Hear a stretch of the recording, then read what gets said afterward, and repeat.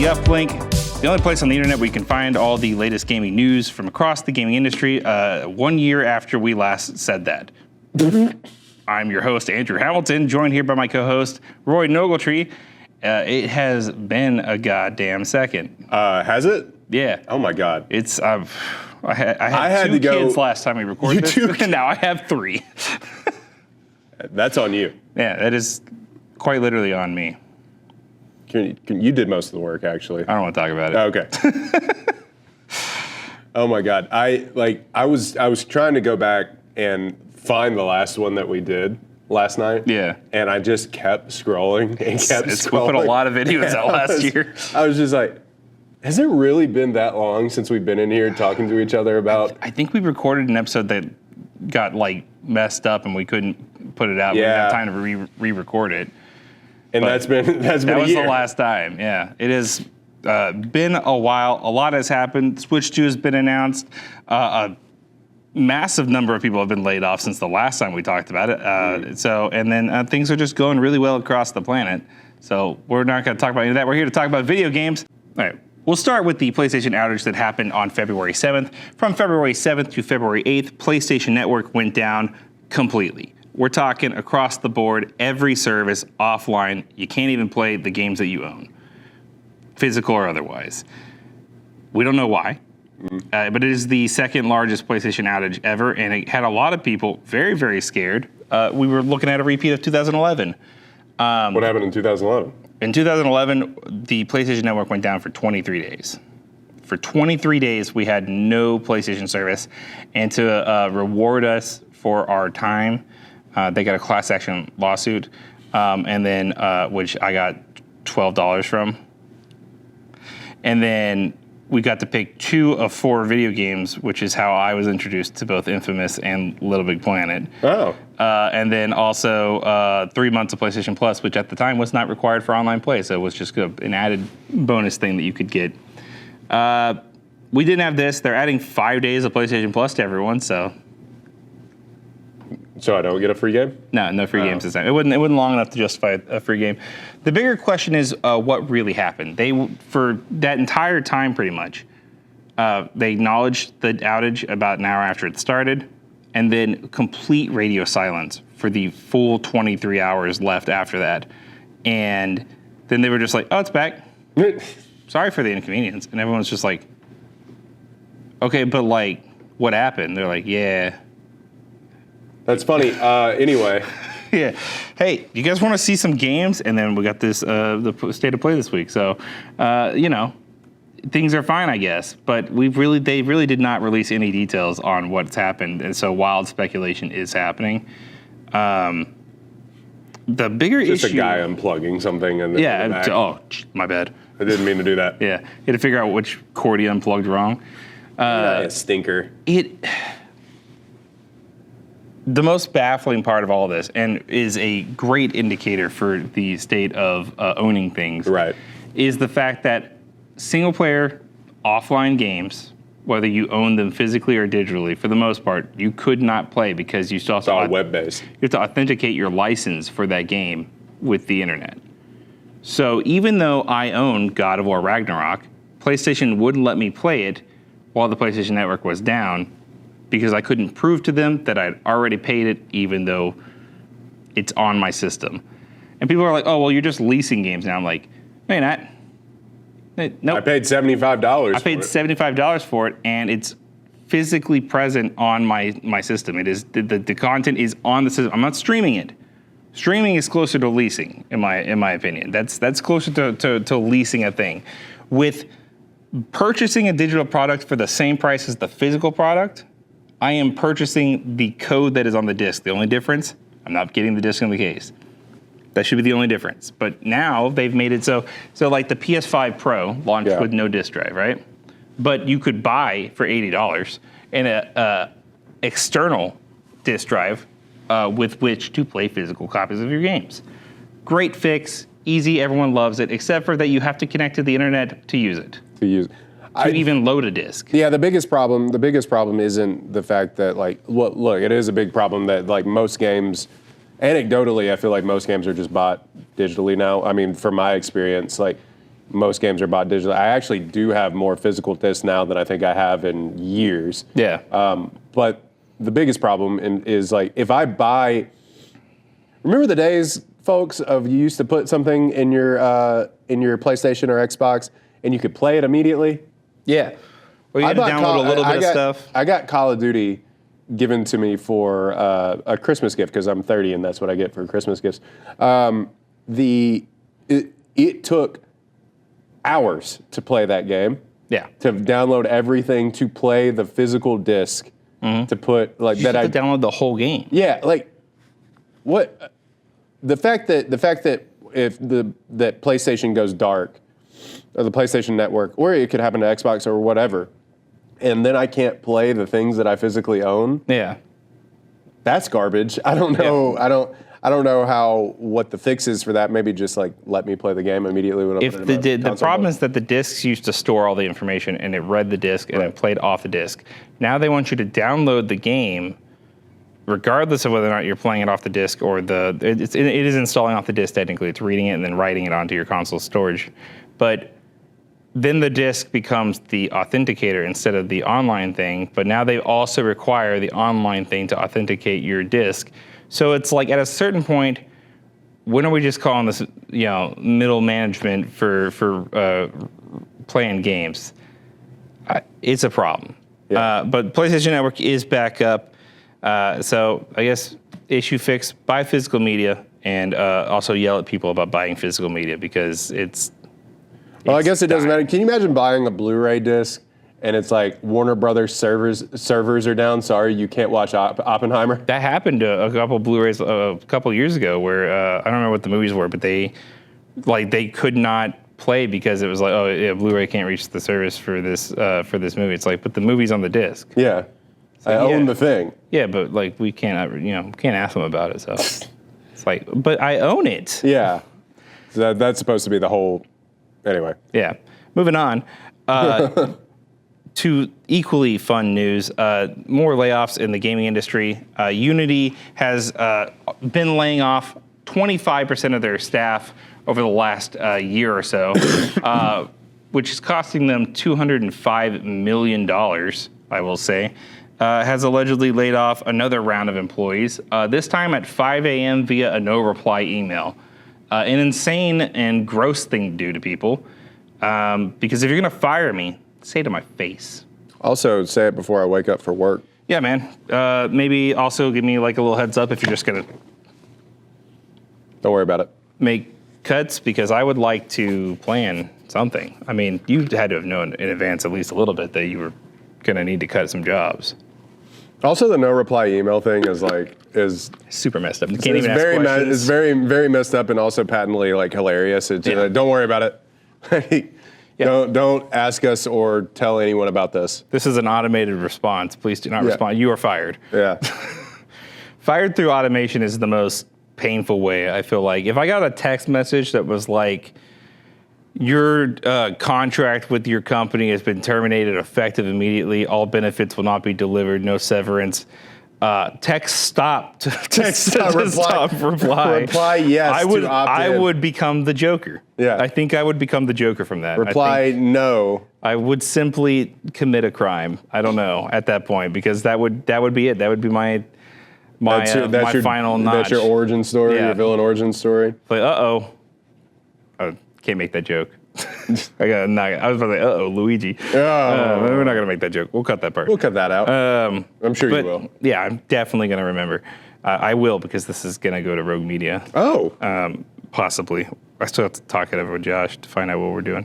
Anyway, but yeah, this is just a continued trend, and the CEO of Unity continues to be one of the worst. Just in general, media-wide. Not fans of CEOs right now. I mean, I'm not big on corporations anyways, but if you've watched this show a year ago, you may realize that not a super fan of you may realize our millionaire CEOs. Our famous slogan: corporations aren't your friends. Nope. And they never will be. And this is just more evidence of that. I don't know what the hell Unity's doing. Every decision they've made has been bad, and this is an even more egregious, annoying thing because they posted a profit last year. So Well, most of them do. Yeah, I know. And I was like, oh, they're like, oh, well, None of these mega studios are really operating at a loss. We're fighting back potential losses down the line that we've projected. And it's like, I get that, I guess. But also, profit is supposed to go back into the company to better your employees so you can better your product, so you can better your profit. If you don't do that golden rule of economics there,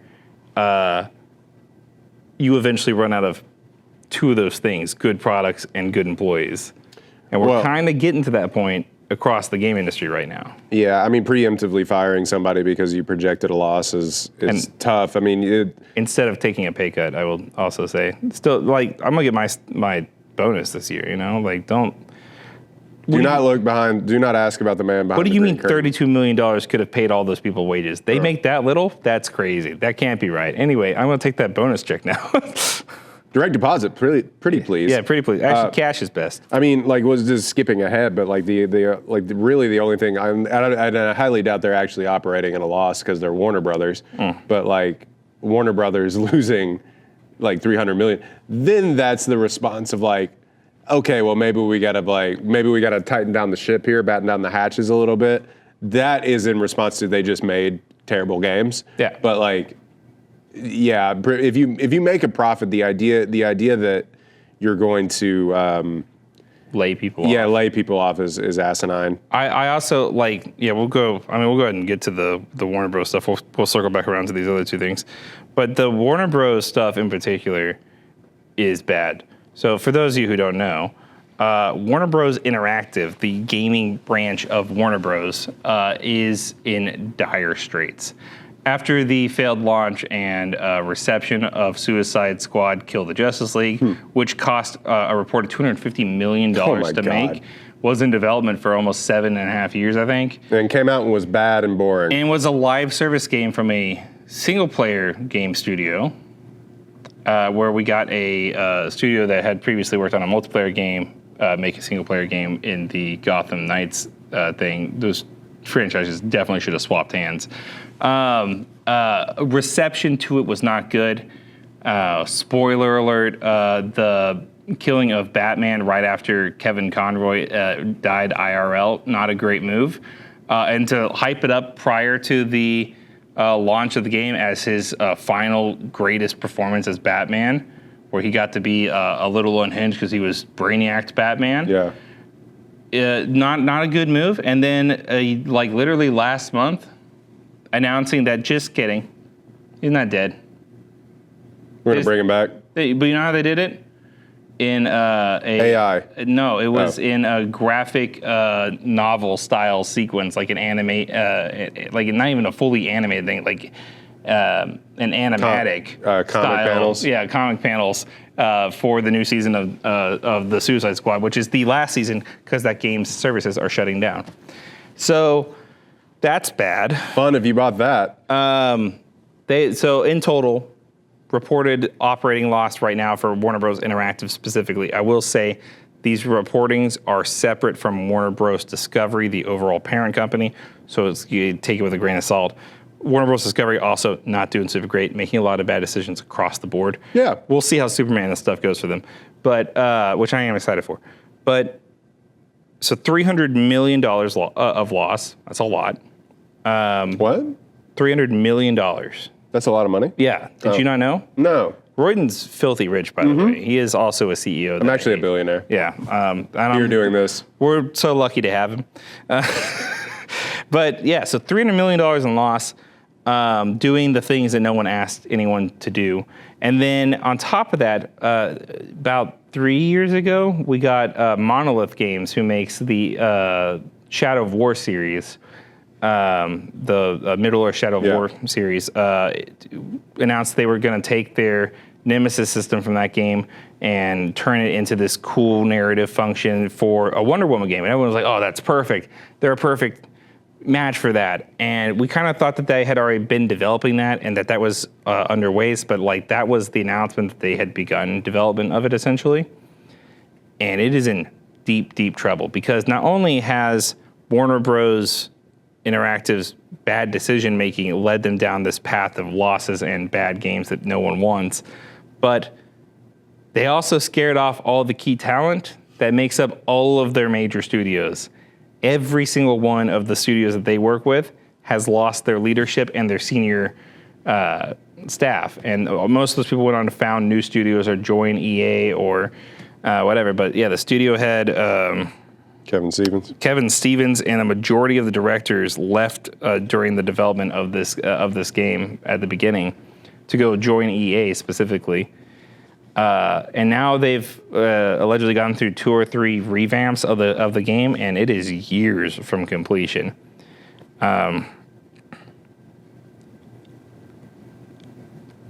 Why are we constantly in a state of despair for the game industry lately with nothing? Like Phil Spencer said it last year, whenever he admitted that he thinks that Xbox lost the console war kind of permanently. Like there's not really can't catch up. There's not really catching up because they lost the worst console generation to lose, which was the one that established your digital library, which established kind of your brand.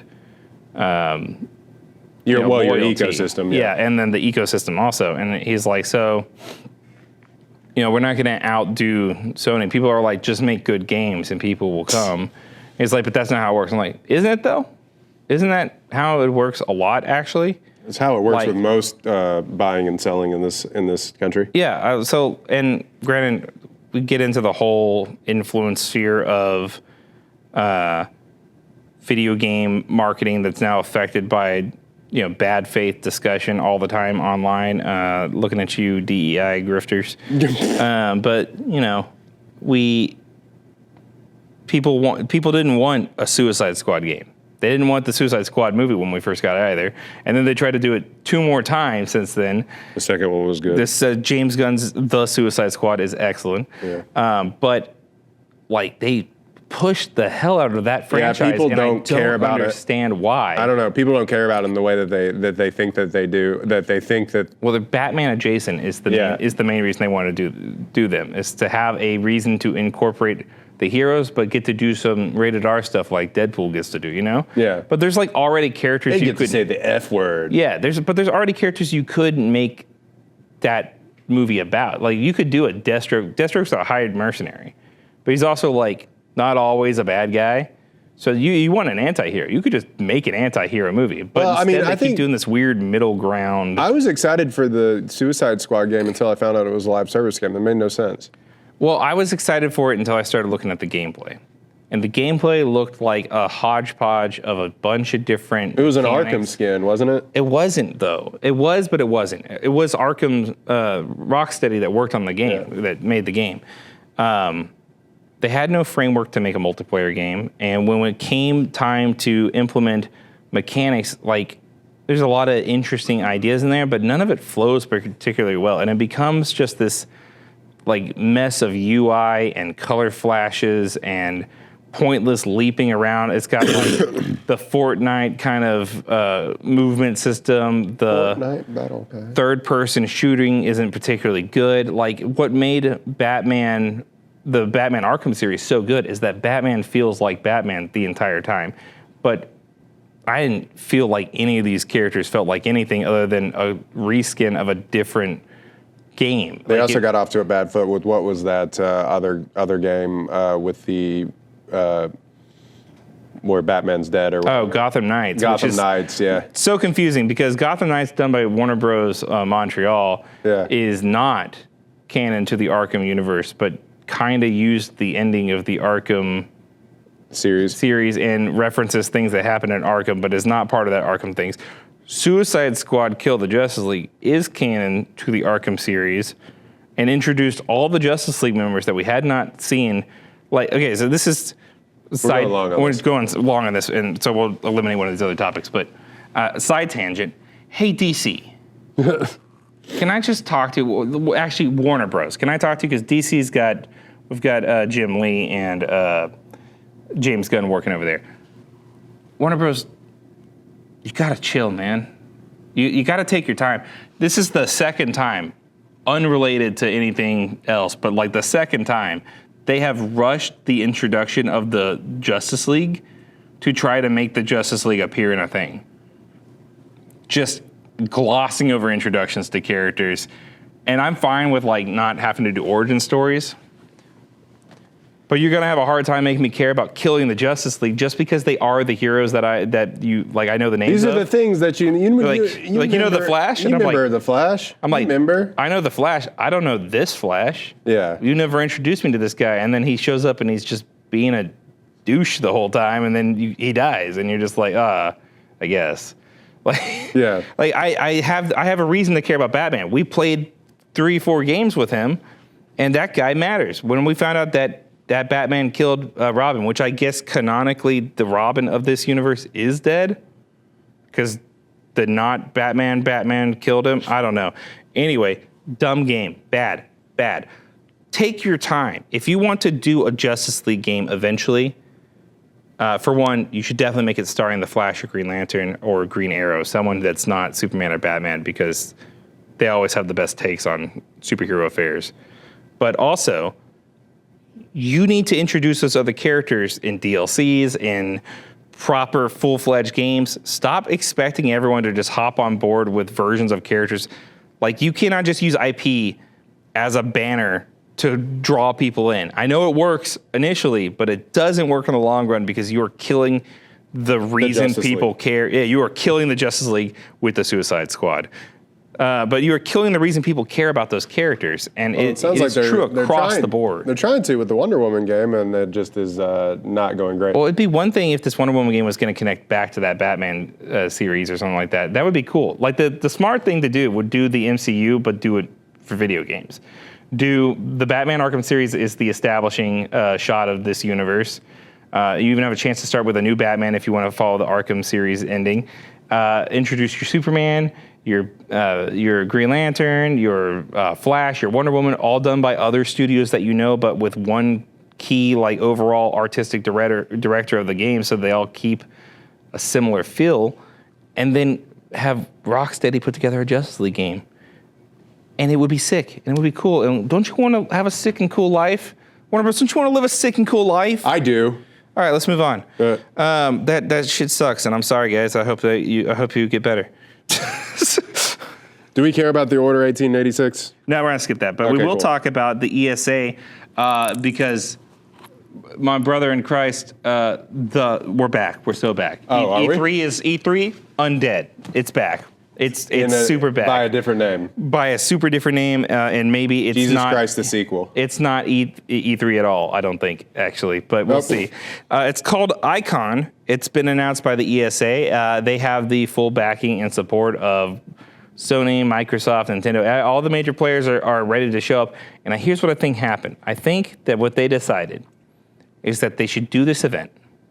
They should do it less so for consumers and more so for the showcases, because the digital-only showcases were great during the pandemic. They are a little lackluster now. It's harder to get people to care about it whenever we do so many of them. So having that in-person live event be your main source of generating hype for your games, like E3, for all its faults, did do that. I think they actually missed doing the live events. So where people show up, you have a crowd pop, you have the reaction. You can get a live reaction to what's happening and get a gauge for what people are feeling. Because, I mean, people don't like it. It will stay quiet. There's no applause. I mean, you can look at some of the stuff that Bethesda has announced at their stuff, or like Blizzard at BlizzCon, their own convention, announcing Diablo Immortal coming to mobile, and then being like, don't you guys have phones? And then everyone was just like, no one asked for that, man. Why did you do this? And they were like, oh, come on, guys. Like, you can get a live reaction. I think they did miss that. That being said, we'll see. I'm interested. I mean, like, we lamented the death of our youth usually when E3 was like done. Yeah. And we were just kind of like, oh no. Yeah, well, and it sucks because I never got to go. That's the main thing. Yeah. It's like if Comic-Con shut down next year or whatever. And I'm like, yeah, but I still didn't get to go to New York. Yeah, I mean, it was Comic-Con. like the death of our youth is like that, and like when Game Informer shut down and just all this No, stuff. that one hurt. That one hurt a Yeah, lot. and just like, and so, like, I don't, E3 had its own problems, which we've talked about, but I was Like when they doxed reporters yeah, well, not great. by accident. By accident, right? Yeah. No, I think we kind of lamented the death of it. Oh, you'll miss me when I'm gone, sort of thing. But yeah, I enjoy. It's hard. Well, we talk about a state of play here in a minute. It's hard to like keep up with. Quite frankly, I'm busy. There's so many. There's so many different. Now. There's so many different things. State It's of like, when Play, did that get Nintendo announced? Direct. There's Microsoft Developer Directs now. Every company has their own individual thing that they're doing, and so yeah, E3 is an event that lasts a week, but it's like months worth of detail. Things get announced. Things get announced, and I can do it in a week, Yeah. and then the rest of the year, I don't have to worry about these individual companies putting out like maybe one or two additional things. But like the last few years, it's been not, like every month they're like, oh hey, there's going to be an indie direct this week. Oh hey, there's going to be this, and it's like, dude, I work a full-time job on top of this. I need you to chill out. I need you to feed it to me in a tube. I need it in June for 1 month, and that's it. Okay, so please, ESA, make this work and be good. And if you don't, I don't know what I'm going to do about it. Nothing. Nothing. Keep going. Probably nothing. And so we will keep going, though. Oh. Speaking of things that get announced and then we don't know that much about, GTA 6. Oh. We've A had, game that is definitely coming out. Yeah, we've had 3 GTA 5s in the course of this one getting to the GTA 6. Still coming out this year, probably. Maybe. That's what the Take-Two CEO said. He said that it's coming out this year. They're still they don't want to commit to a specific date yet because fall initially, right? Fall is the release window. But he did also add that GTA 6 would release before Borderlands 4. Now, we'll talk about it in a minute, but we did just get a release date for Borderlands 4 in September. So either GTA 6 is a myth, and it's never coming out, and you've all been had, or GTA 6 is coming out before September, probably in August, if I had to guess, or is pushed back to 2026, and they're just not ready to admit it yet. Here's the Wouldn't problem. Wouldn't they be aiming for a game this big? Wouldn't they be aiming for a holiday release? You would think that, but games release August through October typically do really, really well. And then also the November scene gets pretty crowded, and while they could But it doesn't matter. It's going to dominate anything. It's going to dominate anything, but they also stand to lose a little bit of people to other things because, like, especially when it comes to content creation. So, like, content creators for COD probably cross-section with content creators for GTA a little bit. So if you release it in November or October, you run the risk of running up against the new Call of Duty, which runs those creators off at having to make very hard choices, if they even have a choice to make, because some of them have already signed contracts to say they're going to cover Call of Duty exclusively for the next That's crazy. 3 years or whatever. So, like, you think about, there's a lot that goes into it. They also don't want to hurt their own games, which is why I think it's insane if it is coming out in August that they would do that, because they're not going to bury Borderlands 4. Borderlands 4. This will be like when EA decided that Titanfall 2 should release the week of or the same month as Battlefield 1, and Battlefield 1 just blew it out of the map. Blew it out of the water, and it was like, okay, yeah. And Titanfall 2 is one of the greatest first-person shooters I've ever played. Absolutely dominated by Battlefield. It's insane to do that to yourself. Yeah. So I don't really.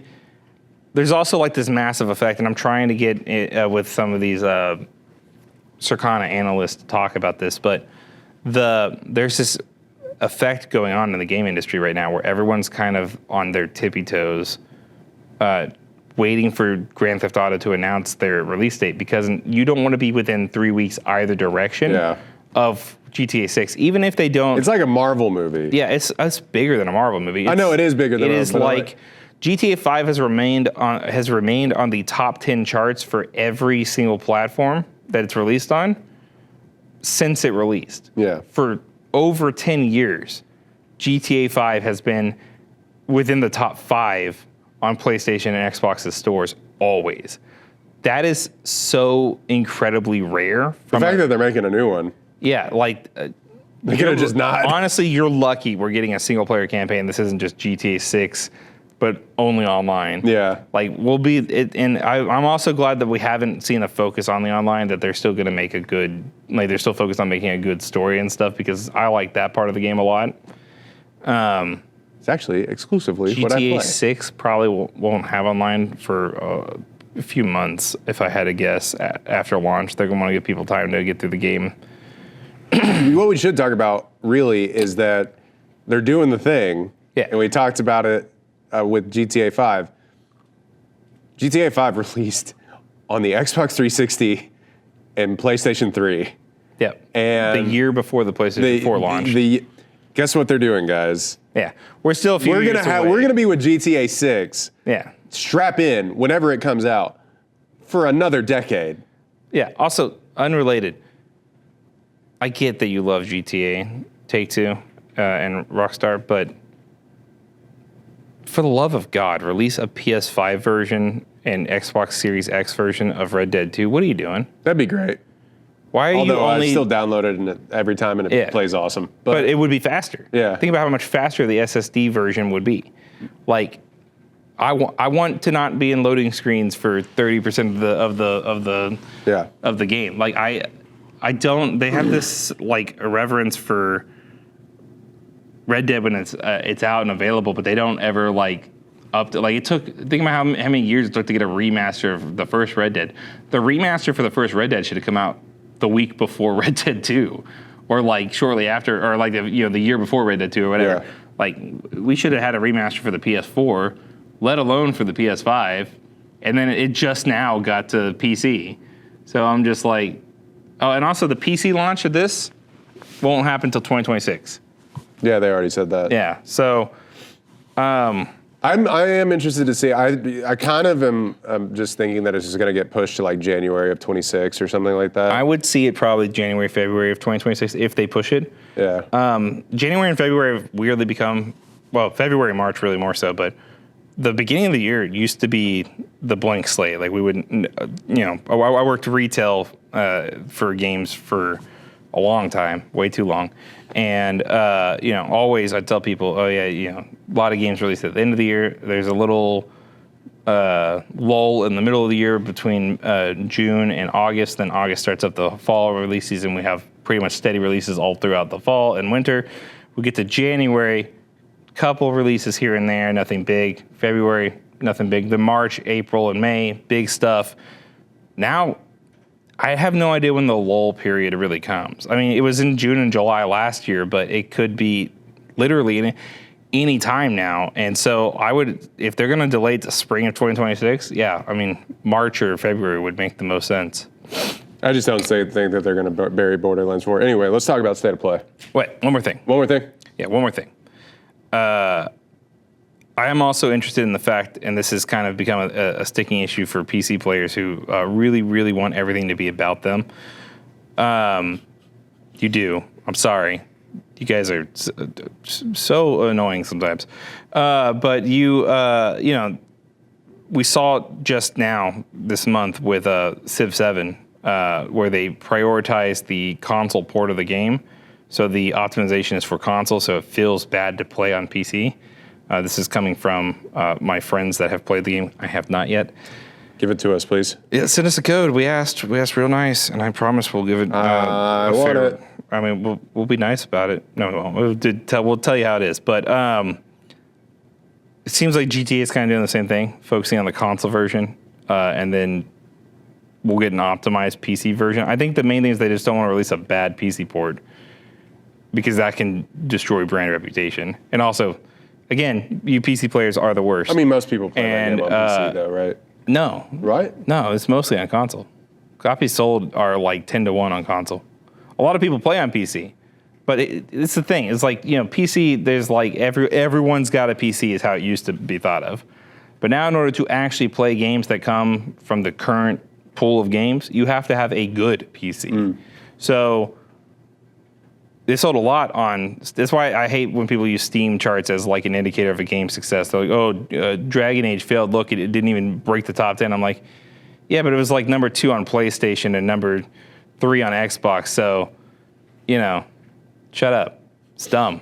It's a dumb way to look at it. There are more PCs than currently there are PS5s, obviously, but the sales figures aren't anywhere near the same. That's why concurrent player bases are weird. I'm just interested to see how that goes. But yeah, let's move on to the next subject now. The big one for this week is the State of Play that happened this last Wednesday.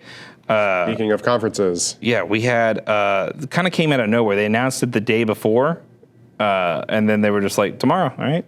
And then we were like, okay.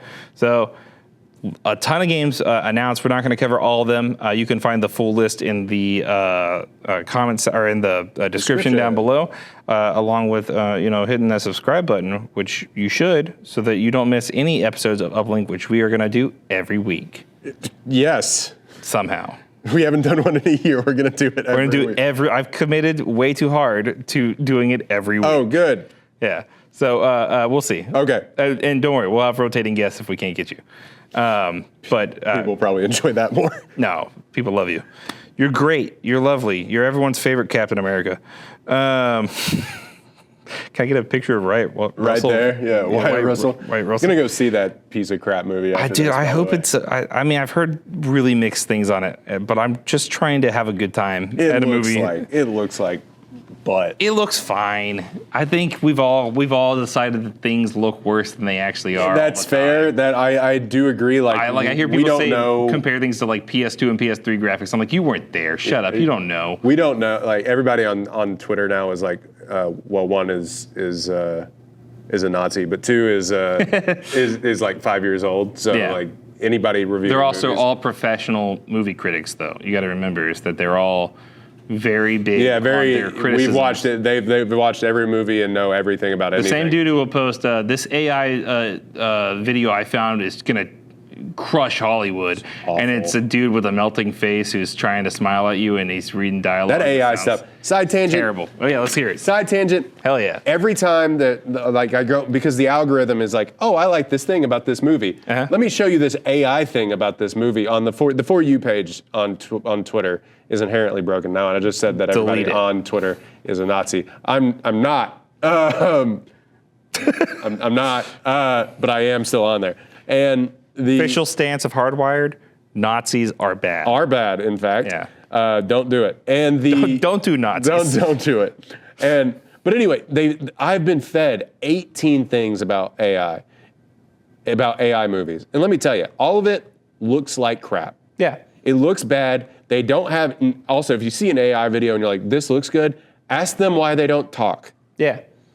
And even if they do talk, ask them what's wrong with their face. Yeah, and also the thing is, the move, and we'll see this in the gaming industry, I'm sure too. The move to try and replace humans so quickly. Also, all those things in those AI movie trailer things, quote unquote, are shot stolen from. Yeah, it's all learned, and you could feel it whenever you're watching. You're like, I know this shot, and I can't. Like your brain is trying to recall something that you've seen before, but because it's conflating it with what's on the screen right now, you can't recall the exact movie, but you know the cinematography, this exact shot. There's one in a thing I saw recently where someone clearly, like it was pretty much an exact replica of the scene where Kylo steps out with his lightsaber out to the side from Force Awakens, but with a rock sword instead. Yeah, there was one that was like literally the Revenant. The bear in the water thing. Yeah, I saw that. I mean, it was the Revenant. Anyway, the move to replace humans so quickly with all of this stuff. First of all, why? Yeah. Like, what is your obsessant need to try and replace people human who can't create? Yeah, exactly. That's probably it. They people can't create. Don't or want to put in the work. Have been kicked out of making anything creative. Yeah. I tried to work in this industry for 30 years and they wouldn't have me. So it's like, well, probably the problem is, I hate. Yeah, we are going long on this tangent, but we could do a whole podcast about AI, and I'm pretty sure we could rant for 2 hours, and it would be all content that's a fire and better than the AI could generate. But the whole call for all this stuff is some dude who goes, well, aren't you tired of having to make things? Yeah. And I'm like, no, that's why I make them. And they're like, dude, aren't you like sick and tired of like, oh, it's so tedious to edit a video. I'm like, yeah, but it's a skill set that you learn, and then it gets slightly less tedious. You've seen it. You sent it to me. Drew Gooden has a better rant than what we could ever do on this. Go watch that. We'll just put that in the description. Just so go watch that about AI. Anyway, I don't even know what we were talking about. State of play. Yeah. So we'll just cut that right there so we can put that in a different rant. I'll cut that out and make shorts out of it. Yeah. Just us. Two bros sitting on a couch 5 feet apart because we're mad about AI. All right, so Sony had a state of play. It was a lot. There was a lot of games. Weirdly, not a lot of first-party games. Well, I wanted to say, they dropped it so quickly. Do you think it's because, Borderlands is a big name, but do you think it's because they didn't really have like a cornerstone game? I think that they've learned that they can't just go the whole year and not say anything. Yeah. But also that Sony doesn't like. People act like Sony always has this massive lineup of games that we find out about and then they released. And for a little bit that was true, like 2016 through 2020, pretty much we had like a steady stream of games that we knew about, and that we could be, it was the new God of War, then the second God of War, Spider-Man, and The Last of Us, and Ghost of Tsushima, and Horizon Zero Dawn, and Horizon Forbidden West. Like we had a good, solid, steady stream of new games to be excited about, and then we hit the end of those games, and we were getting like 1 or 2 titles at a time announced, and so we are still kind of in that threshold. Just kind of put it on the mind here as we're heading into this. The current list of announced PlayStation exclusive games that we know about is like 6 titles. Intergalactic, the Heretic Prophet from Naughty Dog. We know about that there is a Marvel's Wolverine game in development over at Insomniac. The Ghost of Yotai coming from Sucker Punch. We've got a new announcement in this one that we'll talk about here in a second. Marathon from Bungie. The Marathon reboot from Bungie, and then really not much else that we know about. There's a lot of speculative projects going on, but or that people have assumed are happening. We'll talk about it more after we're done going through this list of stuff. Why don't you let me actually? Okay. But Sony's need to kind of not pander, but to prove themselves constantly is second to none. I mean, they are constantly running behind this horse that they set up themselves. And so I think we should all stop expecting there to be 30 new games coming out over the next 2 years that get announced by, people who got mad at this, they're like, no, there were no games. I was like, I got a list here of all the games that I was excited about in that showcase. And I'm like, what are you talking about? There were a ton of games. They're just not PlayStation exclusive games. And to act like that's a bad, you can't get mad at a showcase that shows you things that you would like. Yeah. I think people are just mad that Sony's like, oh, check out what's coming to PlayStation 5. And people are like, well, this is coming to everything. It's like, well, yeah, but it's also coming to PlayStation 5. So what are you mad about? These will be games that you can put your hands on. Do you want to play this or not? Yeah. All right, so let's talk about these. You were very excited about this first one, so I'll let you take the first one. I mean, it's not, just from what I've seen on Twitter and some of the playthrough is Sonic Racing Cross Worlds.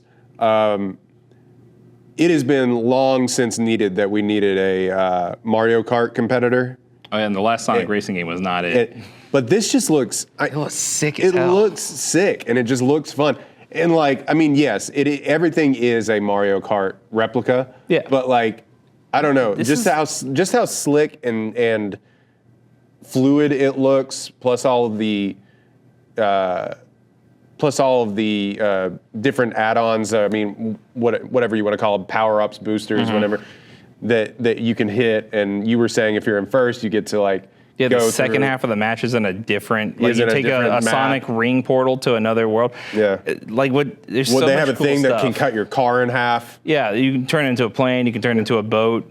I'm just. Spaceship. And also, it just looks good. Yeah, that's really, which is always surprising from a Sonic product. Yeah. I'm always no offense to the Sonic team, I'm always just baffled by people's like constant support for Sonic, because like Sonic Frontiers got pretty good reviews. The game runs at like 12 frames a second half the time, and the stuff in the distance pops in as you're moving. So then, like, which is kind of a funny, like, if you made an in-universe explanation that he's just moving so fast that matter doesn't form till he stops moving, till he gets close enough. We meant to do that. Yeah, it was part of the lore, but like, it looks good. And then on top of that, they said that this is a like in true Mario Kart fashion, this game will also feature crossover characters from other Sega products. So. I love a all one brand family crossover event. PlayStation should really do something. Metroid. I stand by the fact that all the major competitors, if you have like 7 franchises, let's say, that are well known and are like a core part of your IP, you should be releasing a brand conglomerate party game or something every year. Well, unless every it's like the years. Nickelodeon Brawlers or whatever. But that was bad because that was like a cash grab initially, and then the second one was like, okay, well, these people actually clearly care about this. Like, they actually put work in it. But the first one, like, no voice acting, nothing good about it, and like just trying real hard to play on nostalgia. I think PlayStation is scared to do this again after PlayStation All Stars.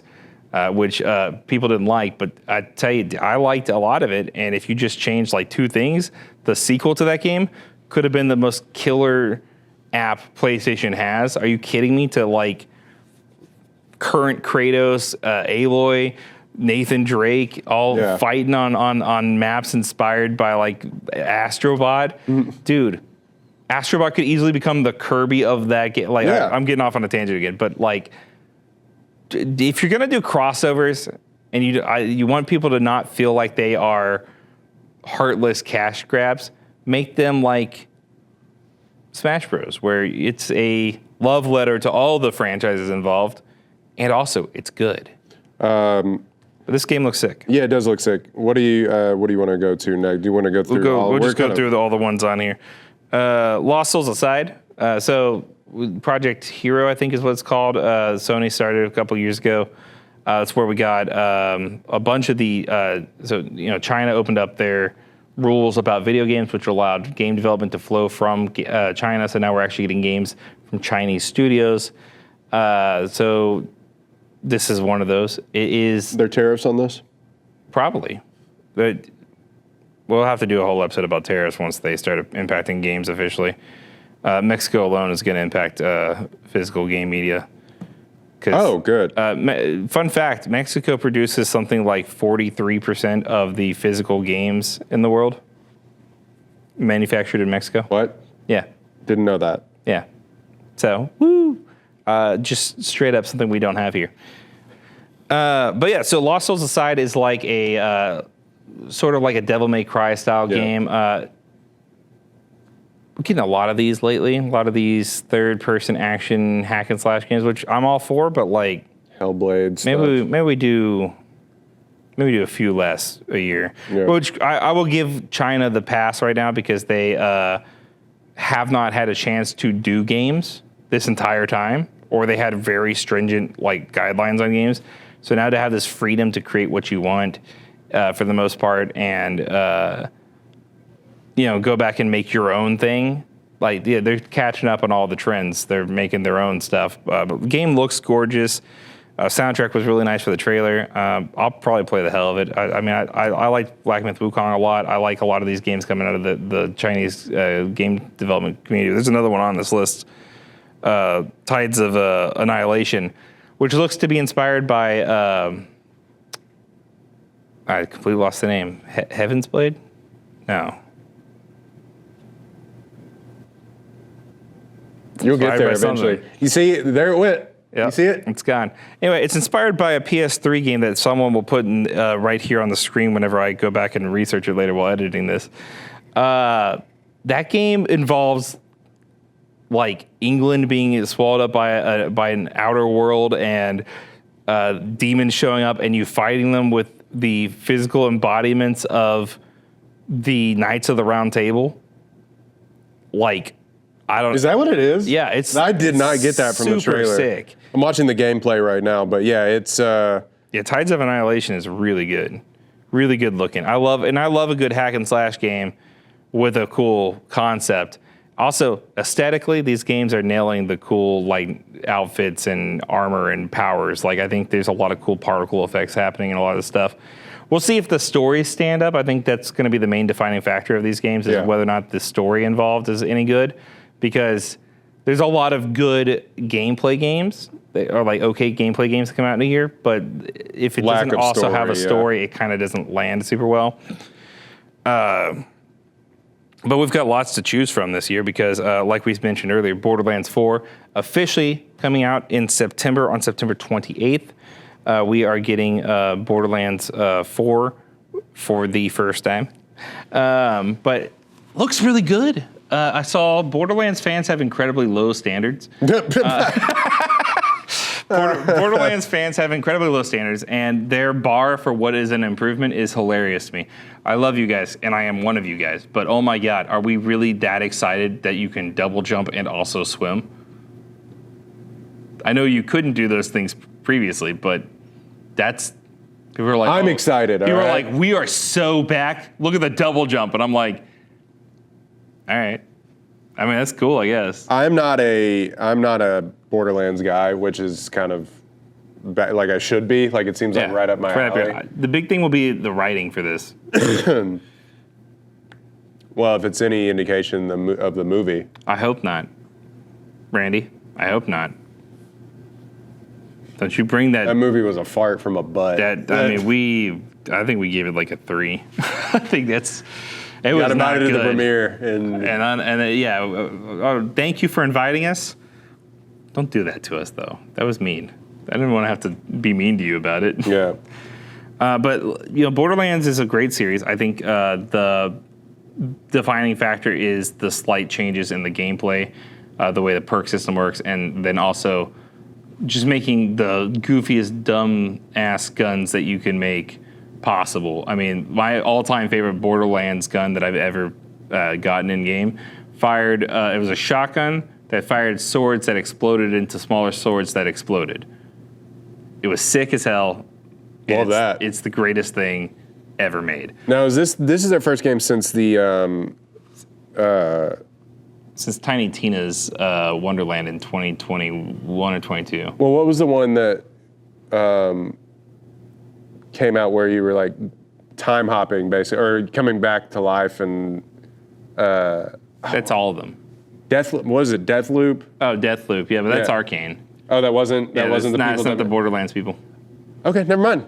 Yeah. Cut that. Yeah, this is Gearbox. Okay.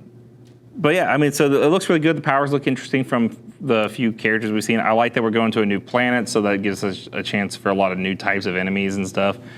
I'm a huge Borderlands player. I will play the crap out of this regardless of how good it actually is, probably.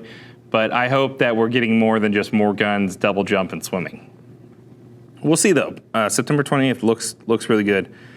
From the studio that does the horror interactive genre games, like I'm blanking on the name of this game. I should have written it in the notes. Oh my God. Oh God. We covered it too. That's the worst part. The one about the slasher on the lake. What was that called? Friday the 13th? Sure. Might as well be. Anyway, they made that other game. It's Supergiant Games, who has made a bunch of those interactive style, like Until Dawn, that kind of stuff. Is bringing another one, but this one is this time it was scary in space. Another scary in space game. Yeah, classic scary in space genre. Exploding out onto the market, called Directive 8020. We didn't get a whole lot of details. Gameplay will probably be similar, but I mean, it's definitely about ground beef. It's about Red Die number 3. Really, you want like 90-10? Yeah, like, 80-20 is good. 80-20 is fine. Yeah, it's a good cut. Yeah. Lashana Lynch. It looks interesting. Yeah. We'll see. I haven't played one of those in a long time. One of those style of games. I think the last one I did play was Until Dawn, the remake, whatever. Which also baffling, like shot for shot remakes. even more baffling as an art form in video games, where I'm just like, okay, but why? Because it was good the first time. No, because they're making a movie and they want to they want to tie it in, which is dumb because the movie ended up getting delayed and coming out after the game. So, still, and also it looks weird. The Until Dawn movie looks kind of weird. I haven't seen it. There's a couple trailers out now, and they are trying to incorporate the multiple like the same ending. cast? No, it's a completely different cast, completely different story. Because the But cast they're now is like incorporating old, right? the different, the ability to have different endings. So like people die over and over again. It looks dumb. You gotta survive Until Dawn, except for that you die every night, so that doesn't make sense. Midnight Walk looks super trippy. Like if Tim Burton shot out a game and it was like artistic, like it's stop motion, but a video game, Right. that hurts my brain. Also, it's gonna be in VR. If you've seen like a Henry Selick movie, a Tim Burton, like Nightmare Before Christmas, Yeah. James and the Giant Peach, It's exactly Coraline, like that, but video looks, games. It looks like that, and it at points looks terrifying. Yeah. But it also at points it's like that's just the guy from Nightmare Before Christmas. You can't. That's the mayor from Nightmare Before You Christmas. can't fool me. I know that guy. I'm interested in this. It's creative at least. Yeah, and I love these. I love that we're getting new artistic takes on graphics. That like I talked about this with a couple friends the other day. That chasing the dragon of realistic graphics is part of what's killing the game industry's ability to innovate. Because everyone wanting to be realistic means that no one's thinking of ways to Different innovate on their styles, graphics. And I would rather something be graphically impressive from an artistic standpoint than be high fidelity. You know, I can see the pores on this dude's face for some reason. Yeah, I'm not. Like, You're not separating this from real life. Yada yada yada. Well, there's enough real life in my life. I'm good. Onimusha looks insane. We're getting not just this new Onimusha, the Way of the Sword, but we're also getting Onimusha 2 remastered, which looks also great. I had no idea. Like, again, out of the loop, zero idea this was even a sequel. I thought this was a brand new style game. No. Onimusha came out on the original PlayStation and PlayStation 2. One of my all-time favorite games, actually. Really? And so to see, I have been wanting a reboot of this series for a while, and then to take that reboot and have the greatest swordsman ever born be the protagonist here. I mean, I am extremely here for it. I like the fighting mechanics. It's like looks really brutal too. It's like chopping people in half. The dismemberment is so good in this game. I mean, it is actually insane how much work they Chopping put people into in half long ways. I mean, you get to actually control the direction of your strikes too, which I like. So it's not just going to be hack and slash. I also like that the protagonist Miyamoto Masashi is based on the real swordsman Miyamoto Masashi, who's famed to be one of the greatest swordsmen to ever live in Japan, but also that his character and face are based off of Toshiro Mifune, who is famed samurai actor for Akira Kurosawa's films. oh yeah, And that level, that, you know, balancing act for that character's characteristics in those movies has always been like the deadly samurai who's just kind of an idiot. Yeah. You know, and I love that they hinted at some of his buffoonery being part of it, and I love that they're going this direction. Looks incredible. 2026 already shaping up to be a big year with GTA 6 coming out in 2026. But you know, Onimusha Way of the Sword looks incredible, and it got announced technically before this one, but this is the first gameplay that we really saw. yeah. I think I might pick this one up. Little horror element sometimes too on top of it, but like it looks really good. Look, again, you could fill this room with games that I haven't played, including Metal Gear Solid, because my parents wouldn't buy it for me when I was a kid, so I never got into it. The Solid Snake, Solid Snake Eater Delta.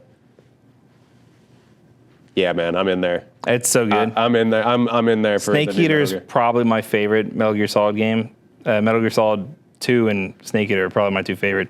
But Snake Eater is a special place because it was the first full transition to this 3D version of the world and stuff.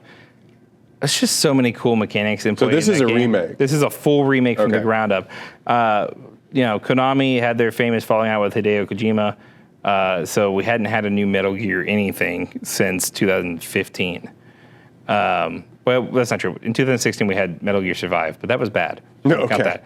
And also had literally nothing to do with Metal Gear. They just threw the name Metal Gear on a zombie survival game that no one liked.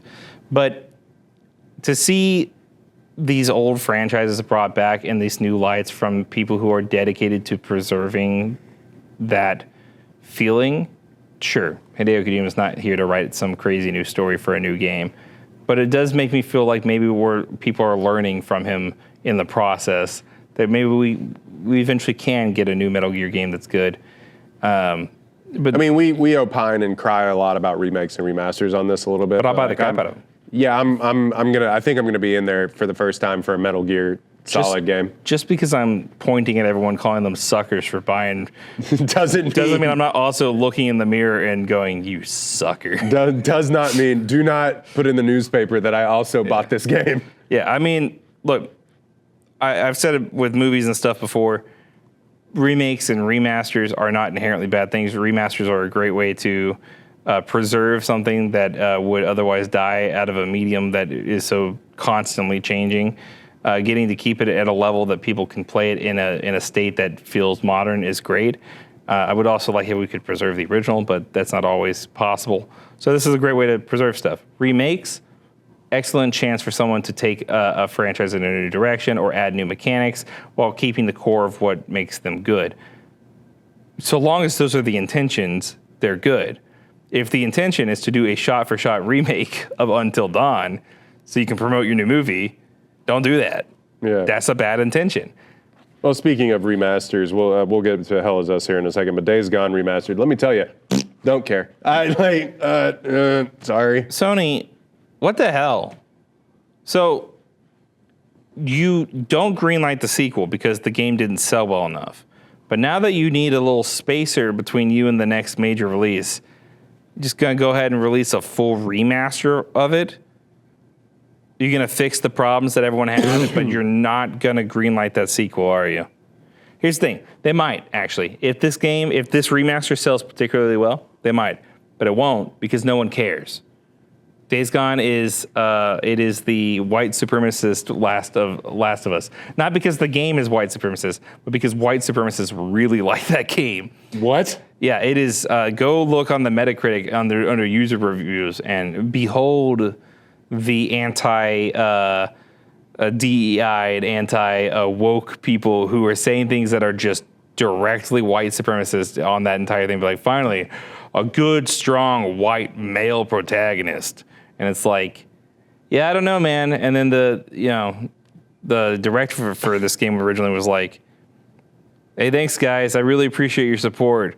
Yeah, Sony won't greenlight a sequel. And I was like, dude, probably because of all the white supremacists it inspired. Like, The supremacy thing. yeah, probably all those Nazis standing behind you that's making you unappealing to people around you. You should look at who's following you before you just start blindly tweeting stuff out.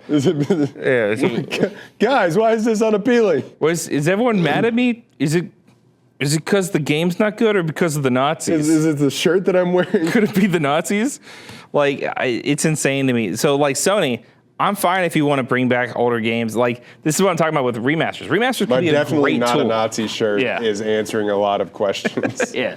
Already asked by the shirt. Yeah. Days Gone remastered. Fine if we are using it to reintroduce it and give it another life. Do that with other games that didn't do as well. Maybe don't take Concord offline after 2 weeks. Or maybe do. Maybe don't make Concord in the first place. I don't know. But this is fine. Hell Is Us looks sick as hell. I don't know what the hell's going on in that game. No idea. But I am super into it. Really gritty, kind of dark. Yeah. Almost.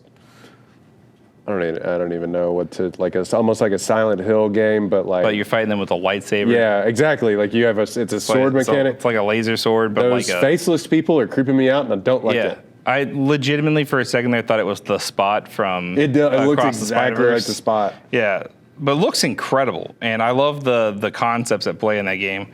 We'll see a little bit more of that probably later this year. Mind's Eye, bonkers to see GTA's previous executive producer go off and just do space GTA, but I'm here for it. Yeah, I mean, Mind's Eye. Mind's Eye. Somebody said that, and it just feels it perfectly. The entire trailer is just him exploding cars. Basically, Hell it's yeah. like, dude, this guy hates cars. Yeah. But also, it's like if GTA was directed by Michael Bay, which is essentially. That's what GTA Online is. Yeah, that's what GTA Online is. But like, it's essentially like. It just reminded me so much, and this game isn't really great or anything, but what did I compare it to? The Battlefield Hardline. Oh, yeah. Battlefield Hardline. The propaganda of Battlefield. Yeah. So Yeah, it's exactly like that. it but looks a lot like that. Looks good. Yeah, and it could be great. This game has the biggest variance of like, man, we could have like a really low key classic on our hands, Yeah. or it could be really bad. That's what I like about some of these studios that pop up from veteran developers, where I'm just like dying.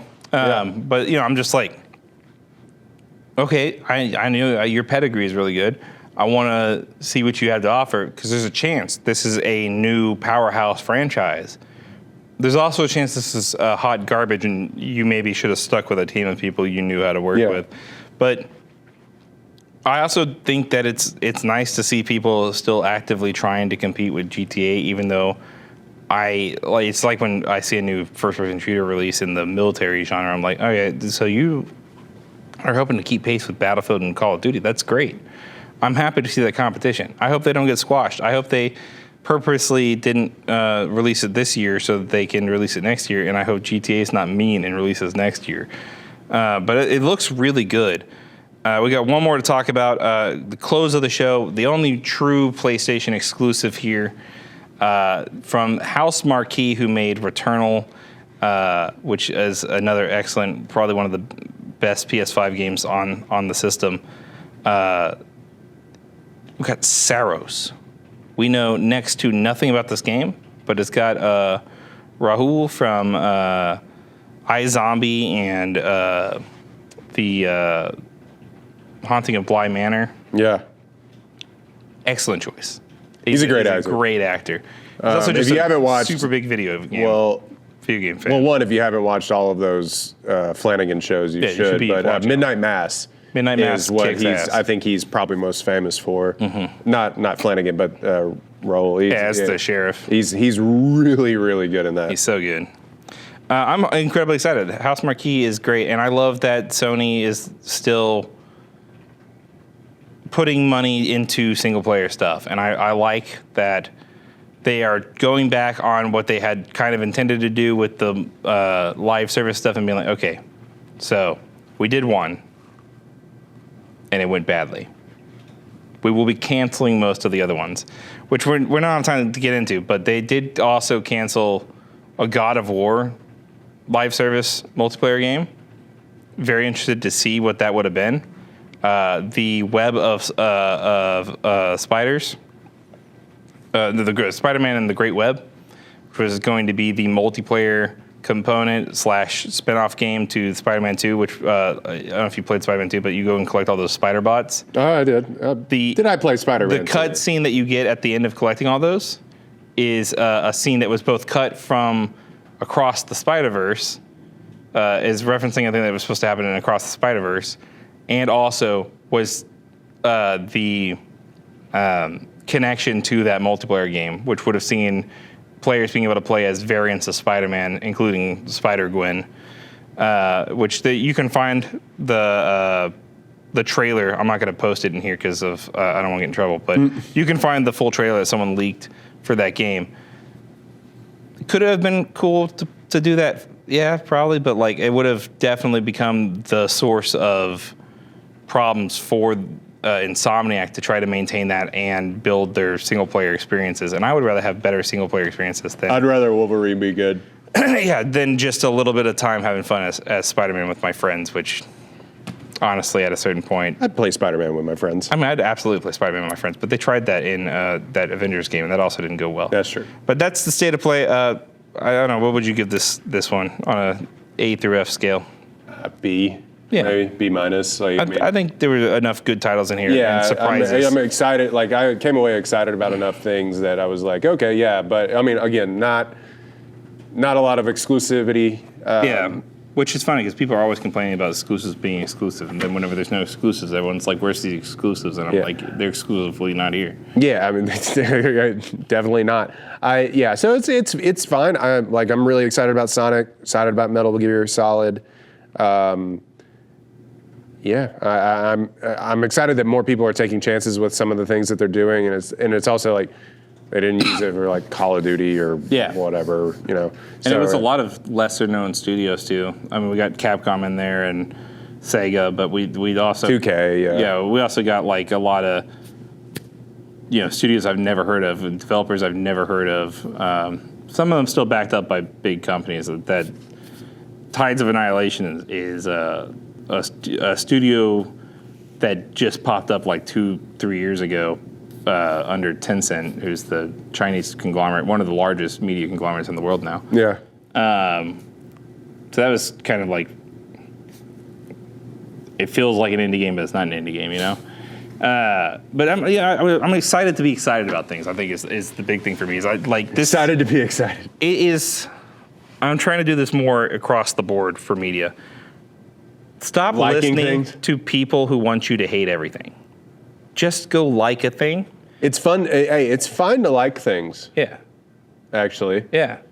And now, if something is bad, you don't have to give it the time of day. But I will say, it is fun to like things. There's a difference between criticism while still enjoying a thing and then turning your entire life into just, I'm a gamer and I hate every game released. Why don't they make good games anymore? Well, you're so mad and busy being mad at games all the time that you're not actually giving any of them a chance.